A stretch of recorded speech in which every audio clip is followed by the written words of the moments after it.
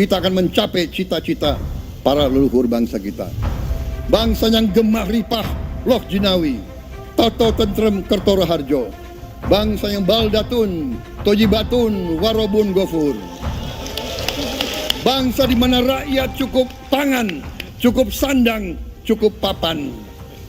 Cita-cita kita adalah melihat wong cilik iso gemuyu. 1 tahun kepemimpinan Presiden Prabowo Subianto, Kementerian Sosial terus bekerja tanpa henti, menghadirkan bukti bahwa kesejahteraan dan keadilan sosial bukan sekedar cita-cita, melainkan aksi nyata yang harus dirasakan masyarakat Indonesia. Presiden Prabowo memberikan 3 mandat utama untuk mewujudkan langkah ini.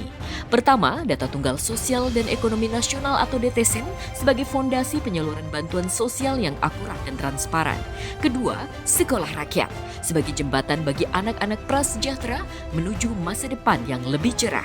Dan ketiga, bansos tepat sasaran dengan paradigma baru, bansos sementara, berdaya selamanya. Melalui berbagai program prioritas, Kementerian Sosial bergerak bersama kementerian dan lembaga, pemerintah daerah, dunia usaha, lembaga filantropi, serta masyarakat sipil.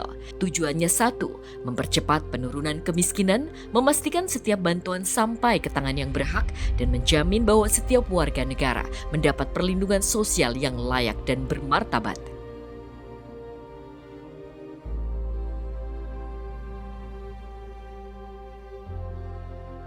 Langkah besar dimulai dari transformasi data. Sesuai arahan Presiden Prabowo, melalui data tunggal sosial dan ekonomi nasional atau DTSEN, Kementerian Sosial dan Badan Pusat Statistik menata ulang sistem bantuan sosial berbasis data yang akurat, mutakhir, dan terintegrasi. Kini, DTSEN menjadi basis data utama perlindungan sosial, memastikan bantuan benar-benar diterima oleh mereka yang berhak. Hingga Oktober 2025, lebih dari 10 juta keluarga penerima manfaat telah diverifikasi langsung melalui ground check oleh para pendamping sosial di lapangan. Ketepatan sasaran terus diperkuat melalui pemutakhiran data yang dilakukan melalui musyawarah desa atau kelurahan. Tercatat 1 juta usulan pembaruan data yang telah ditetapkan oleh kepala daerah. Selain itu, masyarakat juga aktif memanfaatkan aplikasi cek bansos dengan total 627 ribu usulan baru dan 36 ribu sanggahan yang diajukan secara mandiri. Kemensos juga berkolaborasi dengan Komite Percepatan Transformasi Digital Pemerintah untuk memulai digitalisasi Perlinsos yang mulai diuji coba di Banyuwangi. Semua langkah ini menandai era baru program perlindungan sosial, termasuk bantuan sosial yang lebih transparan, partisipatif, dan tepat sasaran.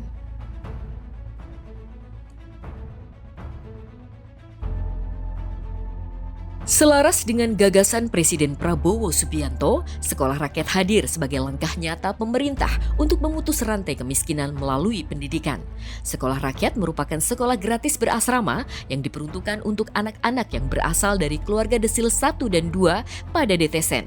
Di Sekolah Rakyat, siswa mendapatkan dukungan pembelajaran digital dan talent mapping untuk mengetahui bakat dan keunggulan tiap siswa dengan teknologi canggih DNA talent berbasis AI. Kurikulum di Sekolah Rakyat juga mendorong keutuhan potensi siswa sekolah rakyat agar siswa cerdas intelektualnya, kuat karakternya, dan terampil hidupnya. Hingga Oktober 2025 telah berdiri 166 titik sekolah rakyat di seluruh Indonesia, dari Sumatera hingga Papua, menjangkau lebih dari 15.820 siswa, dibimbing langsung oleh 2.407 guru dan 4.442 tenaga pendidik. Sekolah rakyat bukan hanya tempat belajar, tapi juga miniatur pengentasan kemiskinan yang terintegrasi. Setiap aspek kehidupan para siswa didukung oleh program prioritas nasional. Ada cek kesehatan gratis atau CKG untuk memantau tumbuh kembang anak, makan bergizi gratis atau MBG agar tak ada lagi anak belajar dalam keadaan lapar, dan jaminan kesehatan atau PBIJK yang melindungi siswa serta keluarganya dari beban biaya berobat. Transformasi juga menyentuh keluarga siswa. Melalui program pemberdayaan sosial dan bantuan sosial, orang tua dilatih agar mandiri dan mampu meningkatkan taraf hidupnya. Program 3 juta rumah memastikan keluarga memiliki hunian yang lebih sehat dan manusiawi. Sementara Koperasi Desa Merah Putih atau Kopdes menjadi wadah ekonomi bersama, menghubungkan hasil pemberdayaan keluarga dengan pasar. Sekolah rakyat membuktikan bahwa pendidikan bukan hanya hak, tapi jalan menuju kemandirian. Kementerian Sosial memastikan keluarga prasejahtera mendapatkan perlindungan sosial yang berkelanjutan. Melalui program Keluarga Harapan atau PKH, 10 juta keluarga penerima manfaat menerima bantuan reguler. Sementara program sembako menjangkau lebih dari 18 juta keluarga di seluruh Indonesia. Kementerian Sosial juga melakukan penebalan bansos di bulan Juni dan Juli 2025 sebesar Rp400.000 bagi 18,2 juta keluarga. Dan di akhir tahun 2025 ini atas arahan Presiden Prabowo, Kemensos juga memberikan tambahan bansos lagi untuk bulan Oktober, November, dan Desember senilai total Rp900.000 yang menyasar 35 juta keluarga. Namun bantuan sosial bukan tujuan akhir. Kemensos mendorong agar penerima manfaat bisa naik kelas menuju kemandirian. Bekerja sama dengan dunia usaha, pelatihan kewirausahaan diberikan bagi keluarga penerima bantuan.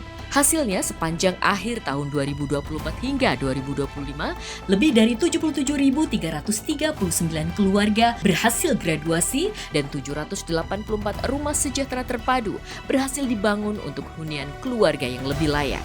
Pemberdayaan ini juga menjangkau daerah-daerah prioritas. Di Kabupaten Indramayu, intervensi lingkungan, ekonomi, dan sosial menggandeng instansi pemerintah dan lembaga kemanusiaan dengan capaian 93 rumah direlokasi dan dibangun, taman ramah anak dan lansia, masjid, sentra kerajinan dan kuliner, community center, serta lapangan olahraga. Di Kabupaten Serang, 22 rumah tak layak huni rampung direhabilitasi. 40 PPKS mendapatkan pemenuhan kebutuhan dasar, perbaikan sarana prasarana, dan desa kembali berdaya melalui revitalisasi sungai. Di Kota Denpasar, intervensi lingkungan dan ekonomi mewujudkan pemberdayaan masyarakat melalui terbukanya akses lapangan kerja dan revitalisasi sungai konservasi mangrove. Bagi kelompok rentan, Kementerian Sosial hadir melalui program atensi yang menjangkau lebih dari 134.000 penerima manfaat sepanjang tahun 2025, meliputi anak, lansia, penyandang disabilitas, dan kelompok rentan lainnya. Melalui program permakanan, lebih dari 101.000 lansia dan 36.000 penyandang disabilitas kini mendapatkan makanan bergizi setiap hari.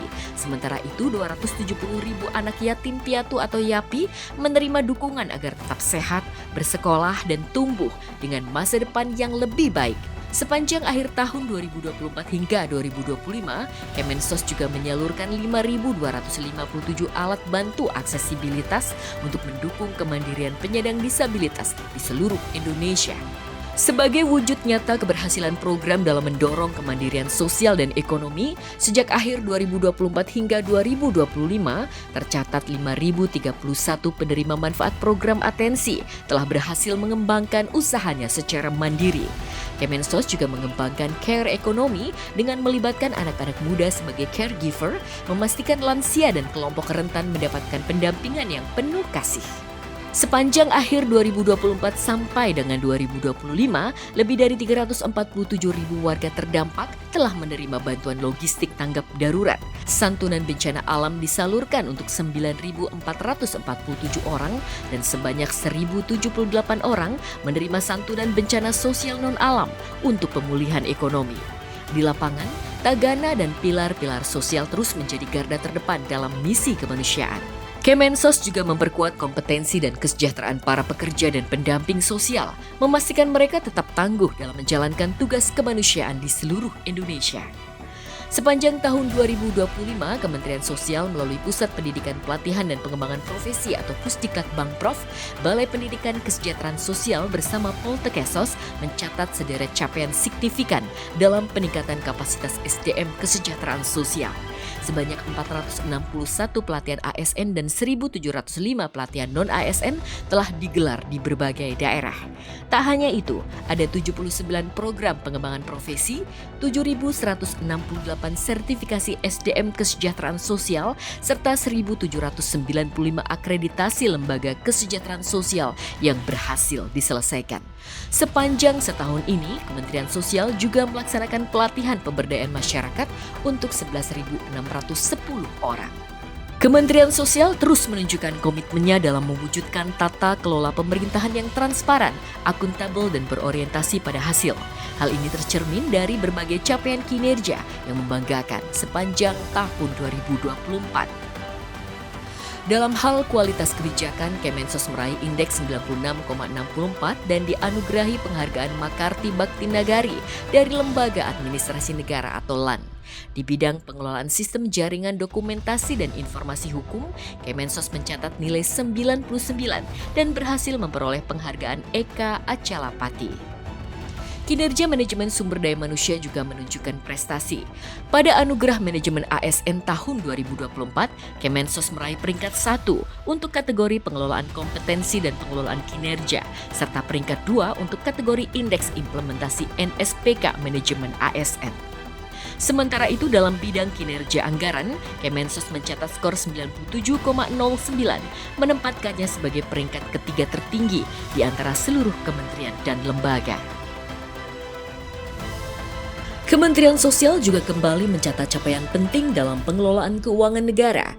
Badan Pemeriksa Keuangan atau BPK memberikan opini wajar tanpa pengecualian atau WTP atas laporan keuangan Kementerian Sosial tahun 2024. Rangkaian capaian ini menjadi bukti nyata bahwa Kementerian Sosial tidak hanya bekerja untuk menyalurkan bantuan dan memberdayakan masyarakat, tetapi juga terus memperkuat fondasi tata kelola yang bersih, transparan, dan profesional demi pelayanan publik yang semakin terpercaya. 1 tahun pemerintahan Presiden Prabowo Subianto menunjukkan langkah nyata menuju kesejahteraan yang berkeadilan. Dengan data yang akurat, bansos yang tepat sasaran, sekolah rakyat, dan pelayanan sosial yang menyentuh dan menyeluruh, Kementerian Sosial memastikan setiap warga negara tidak tertinggal.